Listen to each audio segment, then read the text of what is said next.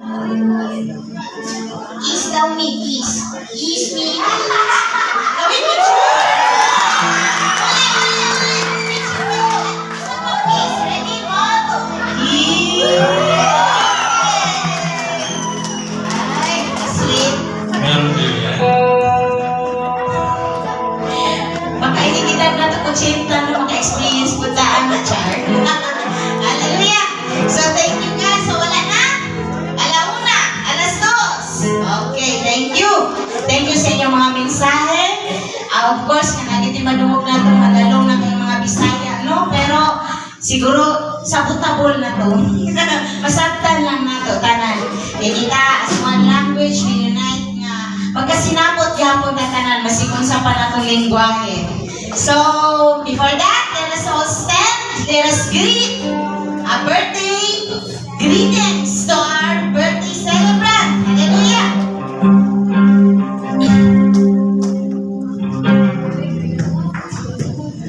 Okay, let us sing birthday round the day.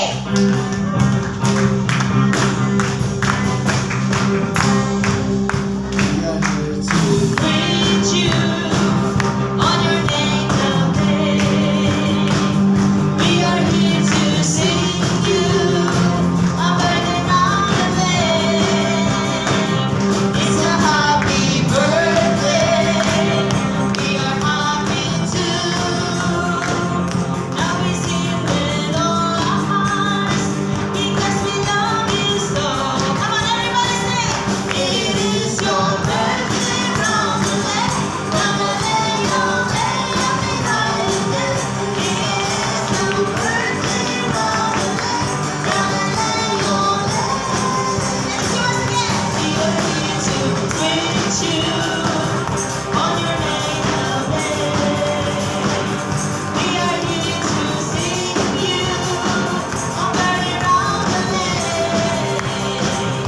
It's a happy birthday. We are happy too. Now we sing with all our hearts because we love you so. Come on, say. And it is your birthday round the day. Round the day, your day, happy holiday. It is your birthday round the day. Round the day, your day. It is your birthday round the day. Round the day, your day, happy holiday. It is your birthday round the day. Round the day, your day. Happy, happy birthday. Happy, happy birthday. Happy, happy birthday to you. Happy birthday, everybody. Maligayang bati. Maligayang bati. Maligayang bati sa'yo. Ikaw ang birthday mo. Ikaw ay maligaya. Katulad ngayon. Ikaw ay masaya. Sana'y marami pang birthday ang abutin mo. Happy, happy birthday sa'yo. Happy, happy birthday. Happy, happy birthday.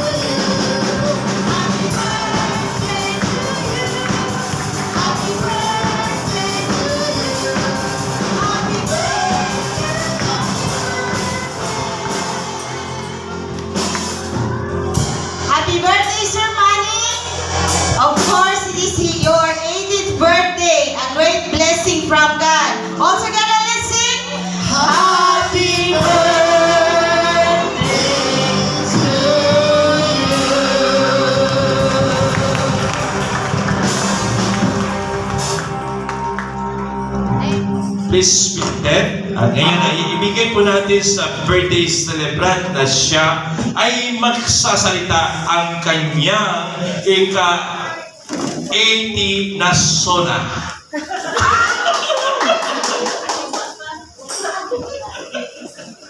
Maraming salamat.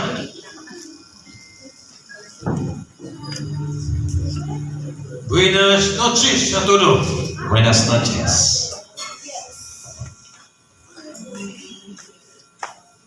Una sa lahat, pasalamatan ko ang Panginoon na pinaabot niya ako ng 80 years old. Ang dasal ko lang na masin mataas ng aking edad, wala sana akong grabe o malala na sakit. Dalawang beses na ko nag-celebrate dito sa Isabela, Pasilan. Dati sa previous year sa Zamboanga.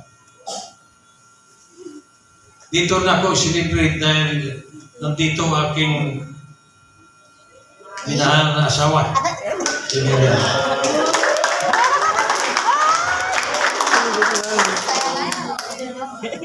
Mahirap man magsige sa biyahe dahil sa kalagayan na hindi siya makalakad ng mabuti. Kailangan wheelchair, baston o dalawang alalay. Mabanggit ko lang sandali yung mami na sitwasyon bago tayo masaya. 2 taon na ito.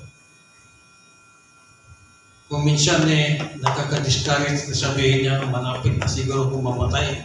2 taon na ito, palagi kong inom ng gamot, pinigay sa doktor. Nagpa-physical therapist ako. Wala kong mangyari. Sabi ko, huwag magsabi ng mamatay.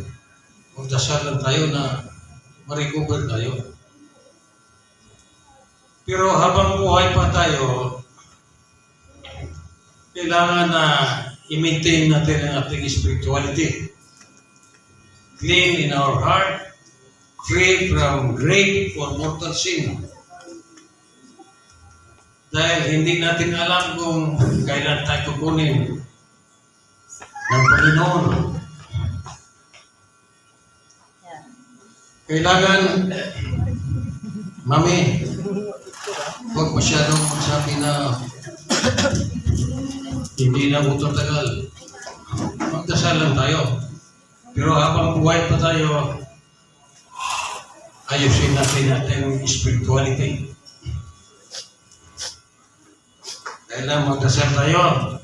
Dahil ang prayer, para itong, it is just like a sword to fight your enemy.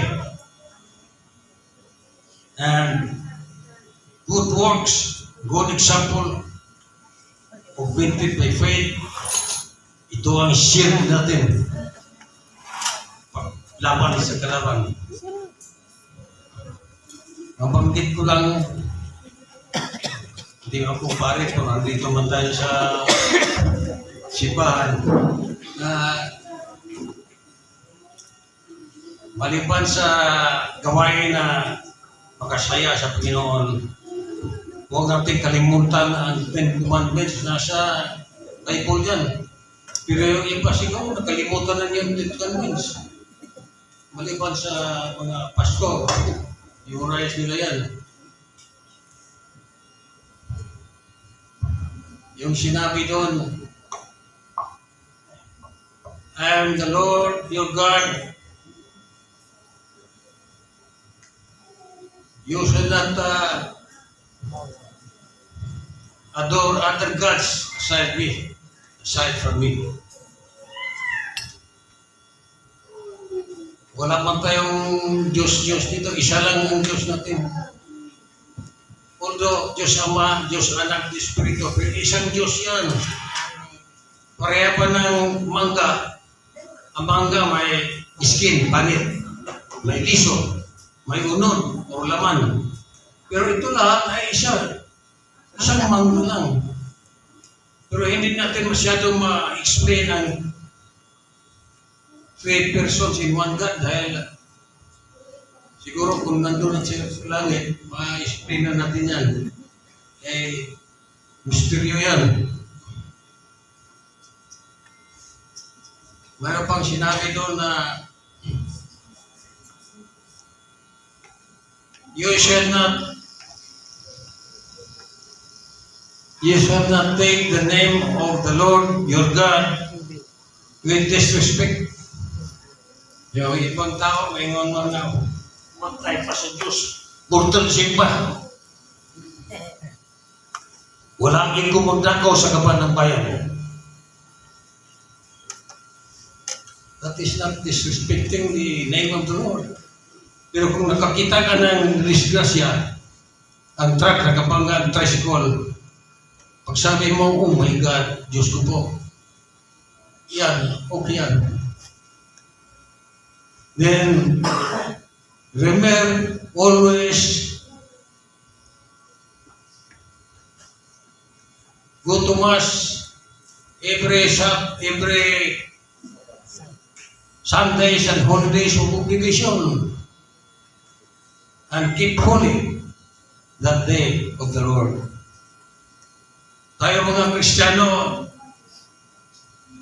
nagsimba tayo every Sundays and holidays of obligation. At saka, let us try to make that day holy, free from violations of God's law. Then let us honor our father and our mother. Reminder lang ito, nakalimot na sa 10 Commandments of God. Ito ang guidance natin para makaprepare tayo spiritually habang buhay pa tayo. Ayaw iba, nakalimot na yan.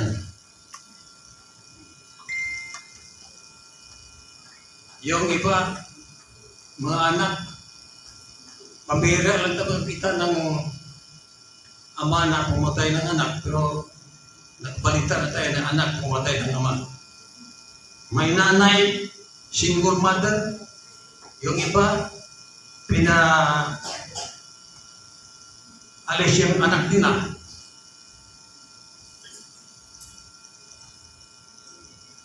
Hindi maganda yan. That's against the law of God. I admire those single mother who brought up their children or child. Ang pinalaki nila. God bless them.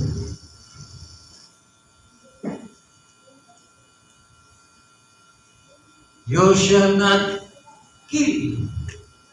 Yung pumatay ng baboy para iserve sa fiesta, kasal o birthday, hindi yan kasalanan. Yung pumatay ng tao, kasalanan. Ay nung panahon pa ng God the Father, hindi man sila magkain ng baboy, ay marumi daw. Panahon ng Jesus Christ, kumain na ng baboy yung mga tao, Christian. At ito ay sanksyon sa Diyos Ama.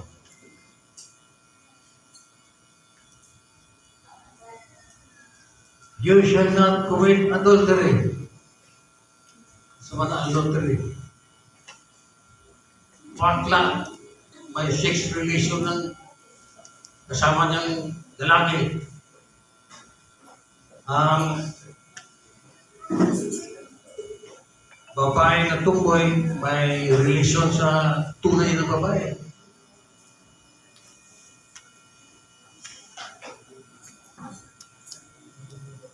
You shall not steal. Huwag magnakaw.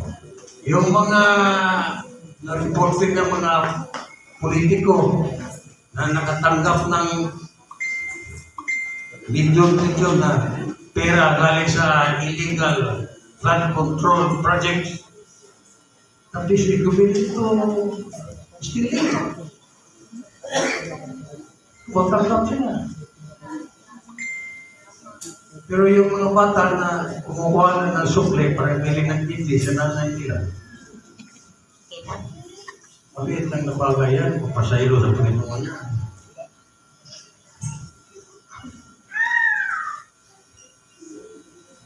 You shall not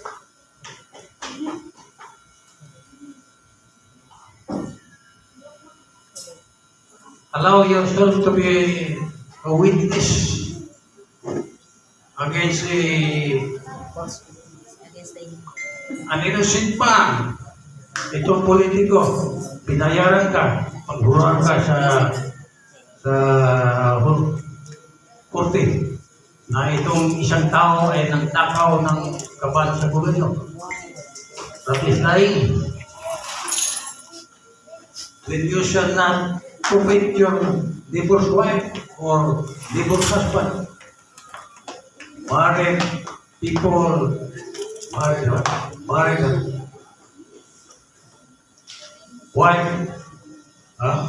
married husband, having a relation with another woman or man. Yan, labag sa utusan ng Panginoon. Do not covet your neighbor's goods. Sinunong mo yung bahay at kapitangan ng taong galit mo. So ito lahat ay to remind us about the commandments of the Lord to keep us free from grave sins habang buhay pa tayo. So much for that. Kami nagpasalamat na napunta dito ang anak ni Miriam galing sa States. Parang papunta. Yung anak niya. Pasalamat din kami kay Japit. Kay Billy. Dahil nagsakripisyo din sila pag-atindi ng nanay nila. Si Lia, siya nag-nurse ng nanay niya. Mga Ang bless ni Mami. Kalau daw yaw. moral support, May, sweet, mga apo, kami nagpasalamat.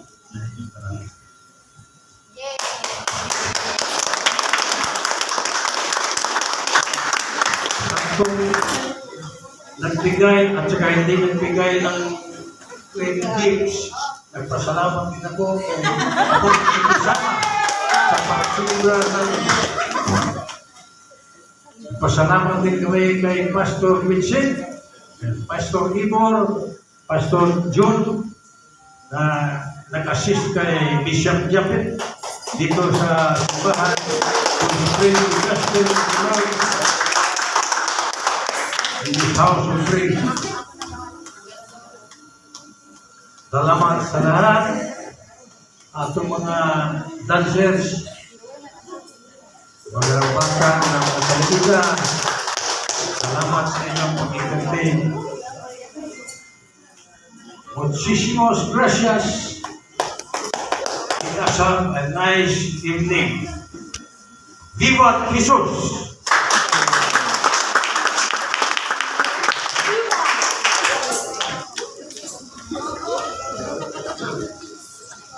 Viva Tito Boy!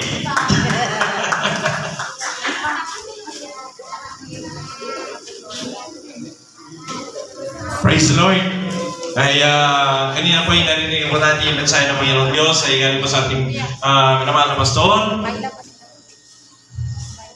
Milo kasi. I see. Praise God. At sa abang mensahe din ni Tito Manny about the Ten Commandments. So, ano yung Ten Commandments? Well, actually, our God has given us the two greatest commandments, and that is the Bible said that love the Lord your God with all your heart, with all your soul, with all your your strength and love your neighbor. So praise God that ayun po ay tinukoy sa Bagong Tipan at sa New Testament. Actually yun na Ten Commandments ay ganito yun sa Old Testament. But actually that's applicable for us sa Ten Commandments. And praise God dahil yun tayo ay nagiging tino yun yun isip po natin sa Panginoong Diyos. First na ano yan una, yan simple lang yun ang ating pong birthday celebrant. Ang sabi po niya ay ano yan? Thou shalt not worship an idols in the forms of anything beneath the waters below, in heavens, and ano ba yan? I forgot that first word. Sige, pag-itin sa akin. Thou shalt not worship an idols in the forms of anything beneath in the waters below, and even in heavens, thou shalt not bow down to worship them, for I, the Lord your God, I am a jealous God. And also the Diyos. And ang na Diyos, ang nagkira naman worship. And actually, it's a birthday celebrant. Nagpunta si Tito Manny sa Ten Commandments. Wow! Praise God. Manatali ay, siyempre, nandito po tayo upang i-celebrate yung goodness din ni Lord sa buhay natin. Dahil kung wala siya, ay wala din tayo ngayon dito. Praise God. And the youth in the line will give us, siyempre, special numbers at itong birthday celebrant. Tama po ba? Praise God.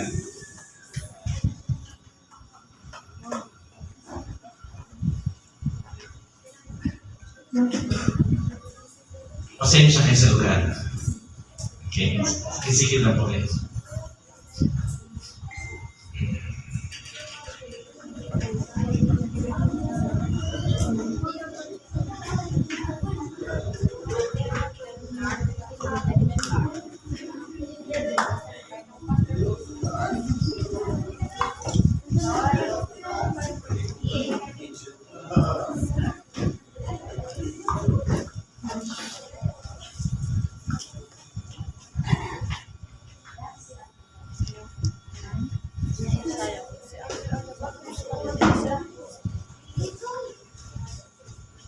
Ayaw may karoon na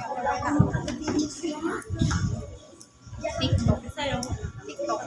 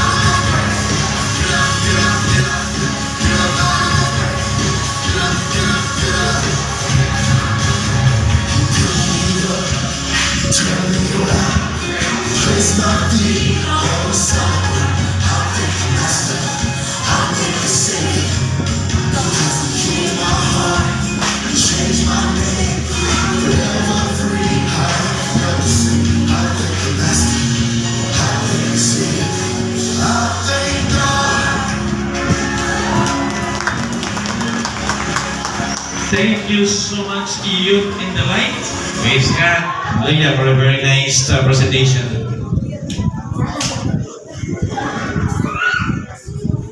Okay, praise the Lord. Okay, additional pa daw si Tito Manny. Nakalimutan ko pala pag-acknowledge ang aking kapatid, si King King. At saka yung bana, si Roger, at saka pamamangkuna mo, si Brian, na gikat sa Davao. Nandito sila din si Roger, ngayon lang na first time nagpunta dito.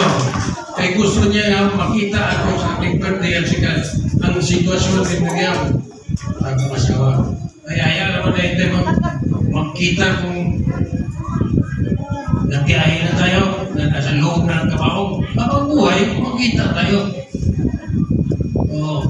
Maraming salamat sa ito ni King Roger o si Brian.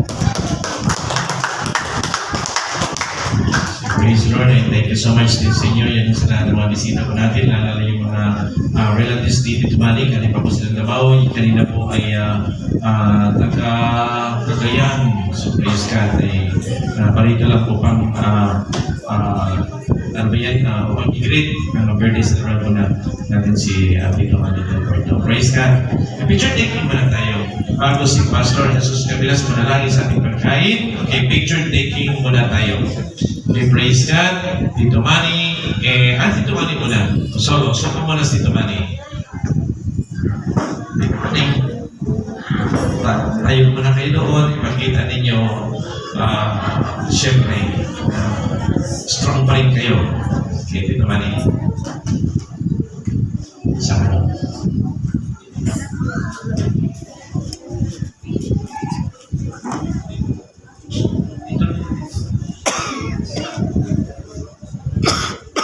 Okay. Madam Rhea, makita.